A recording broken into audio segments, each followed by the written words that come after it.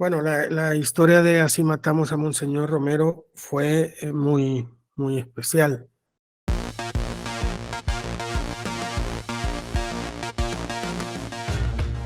Yo había estado haciendo un programa en la Universidad de Stanford, en California, y una de mis profesoras, Terry Carl, me dijo que estaba por darse un juicio en California, en Fresno, California, contra uno de los asesinos de Monseñor Romero, contra el capitán Álvaro Rafael Saravia. Me dediqué a eso, a ese juicio, me parecía importantísimo.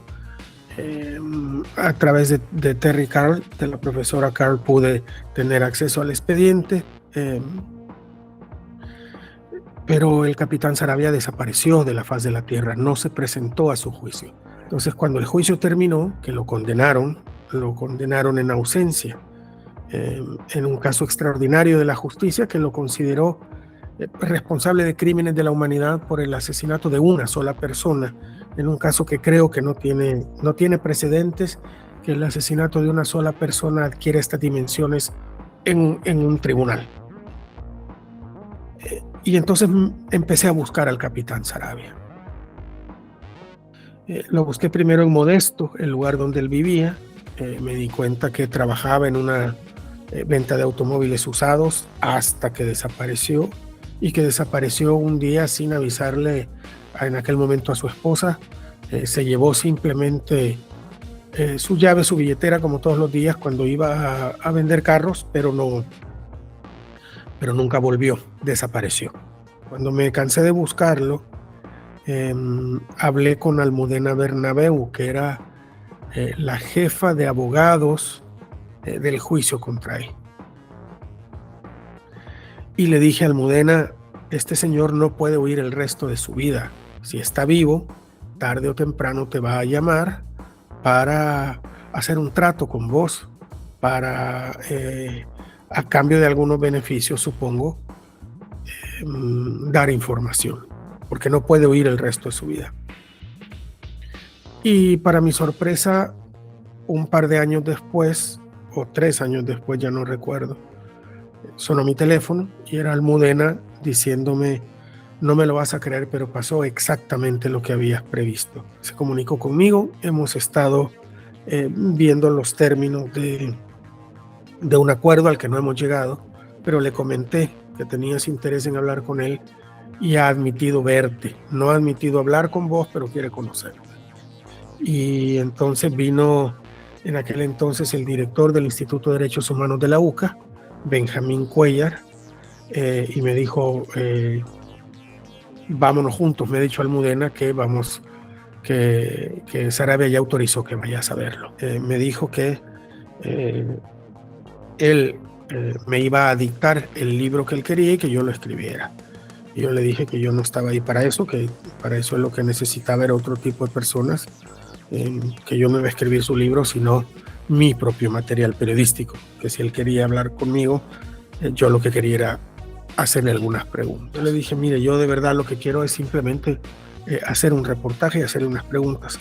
No llegamos a ningún acuerdo, pero me dejó su teléfono, le volví a llamar, aceptó que yo lo fuera a ver, lo fui a ver, y así estuvimos. Lo fui a ver varias veces sin que él quisiera todavía hablar ante una grabadora. Finalmente, un día me dijo, vaya, si quiere empiece a grabar, pues hágame las preguntas que quiera. Y empecé a grabar. Es decir, tuve que planificar varios viajes para ir a hablar con él, y cada vez que hablaba con él, bueno, eran muchas horas porque yo tenía muchas preguntas, pero me impresionaba ver a aquel hombre porque yo lo había visto en los pósters de Se Busca en California, como el hombre que vivía en aquel momento en California, un hombre bastante gordo, muy cachetón, y lo que me encontré ya en Centroamérica fue un hombre absolutamente absorbido por el hambre. Fue una experiencia muy dura, sobre todo en muchas partes en el terreno de lo emocional. yo recuerdo que un día le hablé a mi profesora, a Terry Carl, y le dije, Terry, no sé cómo manejar esto. Y me dijo, ¿qué te pasa? Le dije, bueno, estoy viendo a este señor, he estado hablando con él, y es un señor que representa o que ha hecho algunas de las cosas que a mí más me repugnan en la vida, que me parecen abominables. Y sin embargo, hablo con él y siento una especie de, no sé cómo expresarlo, le decía yo, como de empatía, como de ganas de, no sé qué sentía, pero veía a un hombre que estaba sufriendo mucho. Y Terry se rió y me dijo, Carlos, eso es exactamente lo que te hace distinto a ese tipo de personas. Has descubierto humanidad incluso en ese tipo. Si él hubiera sido capaz de encontrar humanidad en sus víctimas, no hubiera podido proceder. Entonces, lejos de recriminarte por eso, date cuenta que eso es lo que vos sos y eso es lo que te hace distinto. Y yo creo que esas palabras de Terry a mí me dieron mucha más seguridad para caminar sobre ese terreno en el que estaba caminando. Él vivía absolutamente aislado, sin decirle su nombre a nadie, había perdido su identidad, pues. Y conmigo él sentía al menos que podía asumir su propia identidad, asumir su propia persona. Y esto tiene unas complicaciones probablemente psicológicas que a mí me estaba costando mucho manejar. Cuando llegó la hora de sentarme a escribir, me pesó mucho ese reportaje, me pesó muchísimo, porque sentía como que estaba escribiendo en piedra, y no es algo que hacemos los periodistas. Los periodistas escribimos en papel, y escribimos normalmente materiales que tienen una vida limitada, una temporalidad, que obedecen a un momento. Me pesaba tanto por eso, porque yo sentía que estaba escribiendo en piedra. Me acuerdo cuando terminé el primer borrador, se lo enseñé a Carlos Martínez. Y Carlos Martínez, con quien yo había venido platicando cada vez que regresaba de ver a este señor, y le contaba todo esto que acabo de contar, pero con detalles durante ese año y medio o 2 años que estuve haciendo esos viajes. Y cuando Carlos Martínez leyó lo que yo escribí, me dijo, esto es una basura. y le dije, ¿qué querés decir? Y lo rompió y me dijo, Carlos, llevas 2 años contándome unas cosas impresionantes, y a la hora que te sentás a escribir, lo que has hecho es un reporte policial.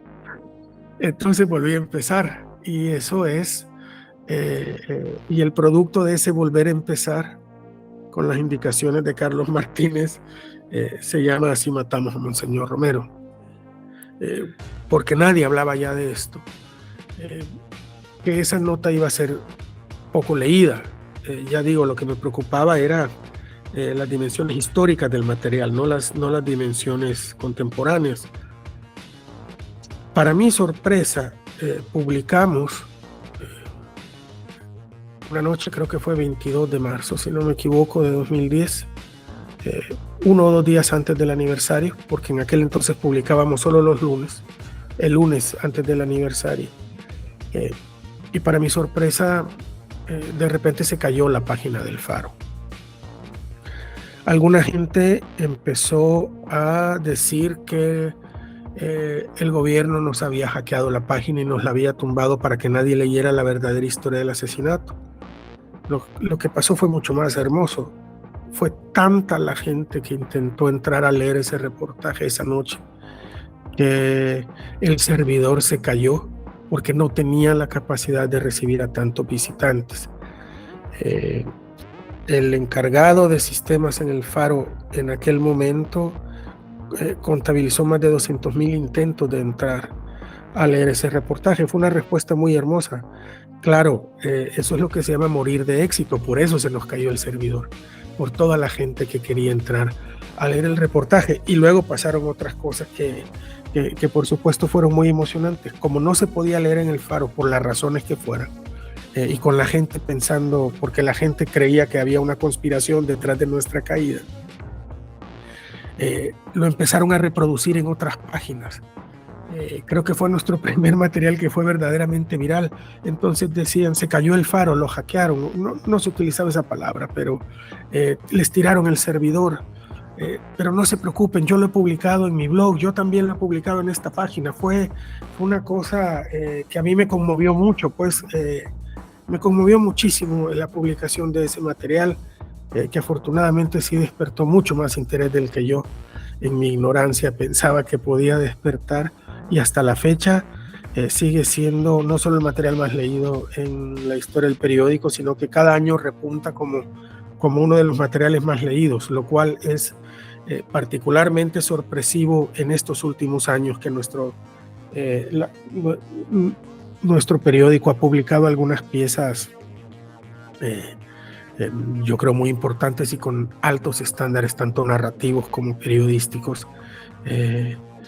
Y a mí me sigue sorprendiendo cada año que se lea tanto ese reportaje de Así matamos a Monseñor Romero. Sí, no fue probablemente el trabajo periodístico más complicado de mi vida. Todavía me emociona mucho que después del reportaje me encontré al doctor Silva, al exalcalde de San Salvador. Y el doctor Silva me vio, me abrazó y me dijo, te lo agradezco mucho. Y le dije, gracias doctor.